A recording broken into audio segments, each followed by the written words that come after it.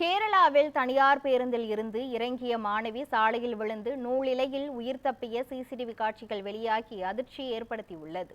கேரள மாநிலம் கொட்டயம் அருகே பள்ளி மாணவி ஒருவர் பேருந்தில் இருந்து இறங்குவதற்கு முன்பே ஓட்டுநர் பேருந்தை இயக்கியுள்ளார். இதனால் மாணவி கீழே விழுந்து காயமடைந்தார். அதிர்ஷ்டவசமாக சாலையில் வேறு வாகனம் எதுவும் வராததால் மாணவி நூலிலையில் உயிர் தப்பினார்.